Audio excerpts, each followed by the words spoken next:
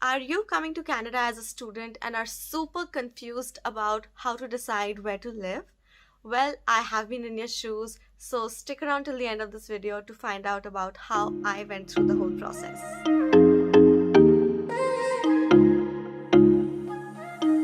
Hi everyone, my name is Shivangi. Welcome back to my channel. So today's video is going to be like a complete guide to understanding, like what factors matter when it comes to deciding where to live in Canada as a student. So I am going to take Vancouver as a specific example, but honestly, like most of the factors that I'm going to discuss are pretty general. So it can apply to the city that you are moving to as well. So yes, you've got this, and let's get started. So I went for my master's to the University of British Columbia, and it's based in Vancouver. And I very well remember I got my offer letter towards the end of April, but it was not until the end of June that I actually started panicking about looking for housing.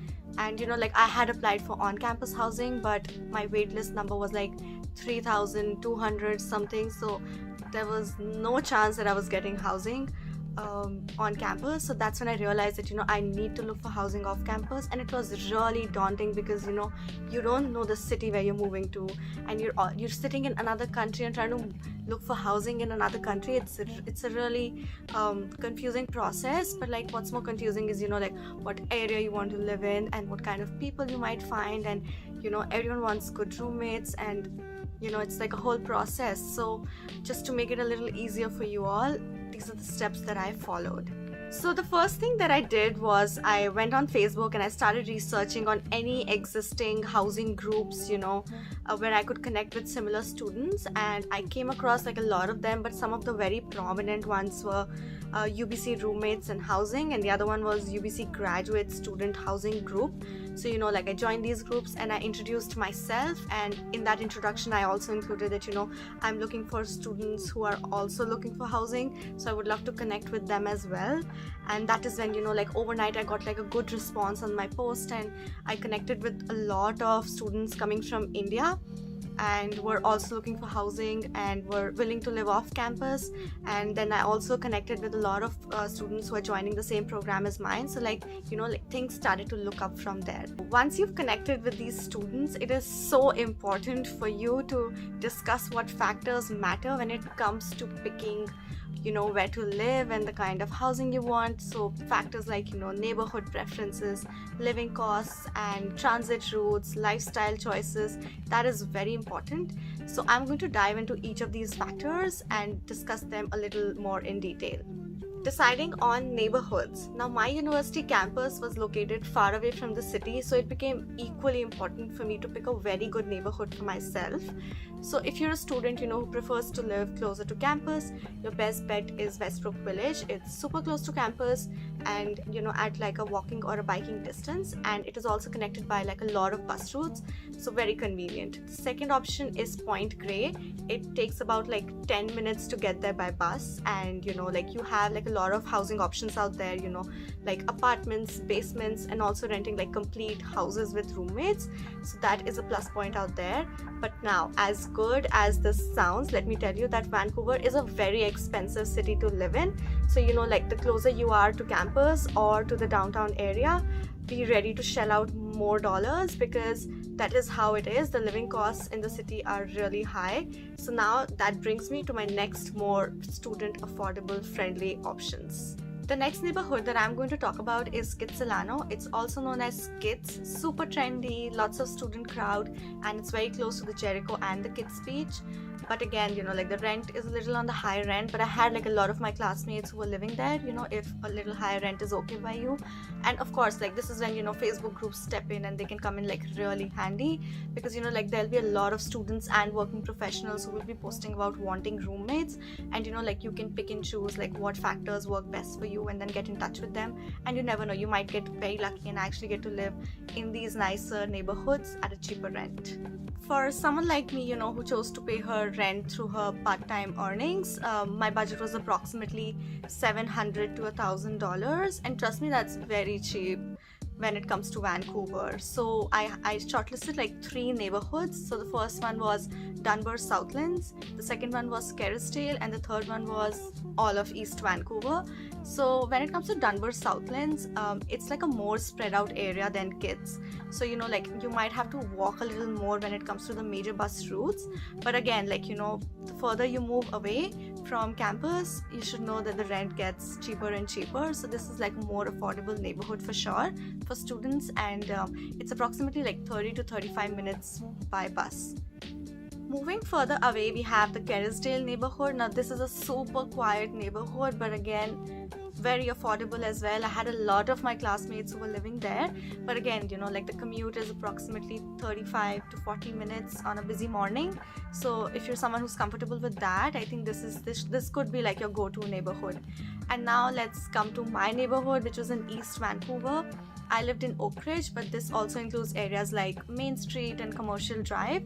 I paid approximately $750 a month for a 2-bedroom basement. And trust me, like it was a very spacious basement. And I know when you think of basements, it gives you like a dark, dingy kind of a picture, but that's not it. Like basements are also very beautiful there. But again, like my commute was really long, so it was like 45 to 50 minutes on a good busy morning.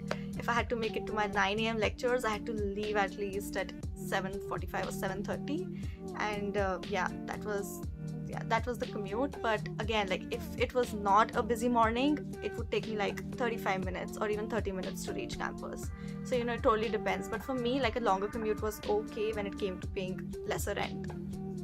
And then of course, like you have downtown Vancouver. I mean, amazing nightlife, vibrant restaurants around, but again, like rental spaces can be smaller, the rent can be on a little higher end for sure. But yes, like the commute is like 35 to 45 minutes. So if you're someone who's comfortable with these factors, you very well should go with downtown Vancouver. And then you have Vancouver suburbs, like cities around Vancouver. So you have Burnaby, you have Richmond, and you also have New Westminster. Now all these cities are connected by SkyTrain, so if you're someone who's comfortable with a way longer commute but super cheaper rent, this could be your go-to. The next factor that I'm going to talk more briefly on is transit. So just to provide you a little background information, UBC is connected by multiple bus routes which connected throughout destinations in Metro Vancouver. So like as a full-time UBC student, you have access to a super reasonably priced TransLink U-Pass, and the cost of the U-Pass is included in your tuition. And through the U-Pass, you can have like unlimited travel all throughout Vancouver and the suburbs as well. So you have access to the bus, the C bus, and the SkyTrain. The SkyTrain is the metro. So most UBC students do end up taking the bus if it is to go to campus or even to the grocery store. So like you have to really think this through, that are you flexible enough to like commit more time when it comes to commute. At the end of the day, like think of yourself as this one person who's had a super exhausting day. So is this something you would be comfortable with? So like some of the important questions that you must ask yourself is how close is the bus stop to your house, and how many buses do you have to change like just to reach campus. So if you have to take like more than one bus, be prepared to add like more and more time to your commute, and especially in the mornings when the buses are running full. The next question should be how frequent these buses are in your area. Like do you have a bus every 10 minutes, every 20 minutes, every half an hour? Trust me, it makes a world of a difference.